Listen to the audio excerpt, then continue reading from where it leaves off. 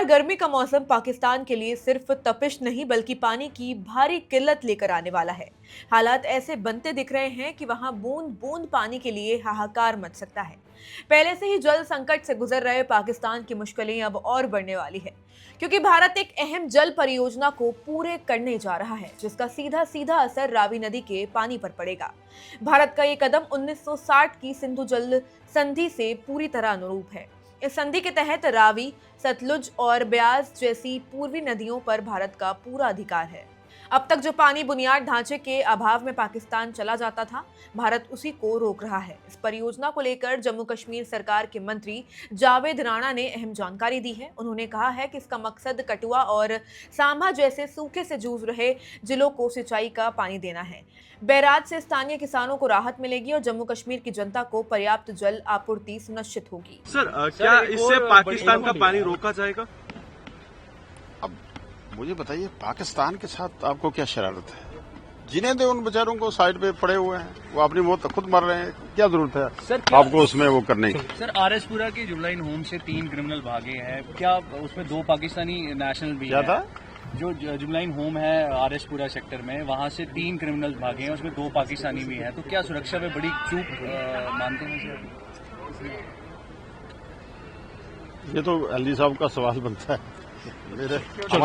हमारी ये सिक्योरिटी का हमारे उसमें नहीं है।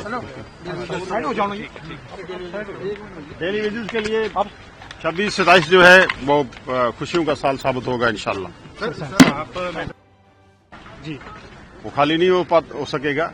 बस स्टैंड, बसेस के लिए स्टैंड है वो जी। तो सर, ये तो जो हमारे दूसरी जो हमारी इसमें शक नहीं है कि वहाँ बस स्टैंड की जो बड़ी कंजेस्टेड और टोन जो है बढ़ रहा है, और वो है, उसके लिए मैंने डिस्ट्रिक्ट एडमिनिस्ट्रेशन को डायरेक्शन दे दी है। हम इंशाल्लाह ताला साथ में ही एक 40-50 कनाल का नया बस स्टैंड मेडर के लोगों को दे रहे हैं। सर, रावी नदी पर इस परियोजना की कल्पना 1979 में की गई थी और 1982 में तत्कालीन प्रधानमंत्री इंदिरा गांधी ने इसकी नींव रखी थी, लेकिन पंजाब और जम्मू कश्मीर के बीच विवादों के चलते ये योजना दशकों तक अटकी रही। अब वर्ष 2018 में मोदी सरकार के हस्तक्षेप के बाद काम ने रफ्तार पकड़ी और 46 साल बाद एक सपना पूरा होने जा रहा है।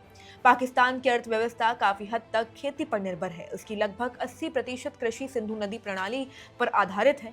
रावी का अतिरिक्त पानी रुकने से पाकिस्तान के पंजाब प्रांत में सिंचाई व्यवस्था बुरी तरह प्रभावित हो सकती है। लाहौर और मुल्तान जैसे बड़े शहरों की जलपूर्ति पर भी असर पड़ने की आशंका है।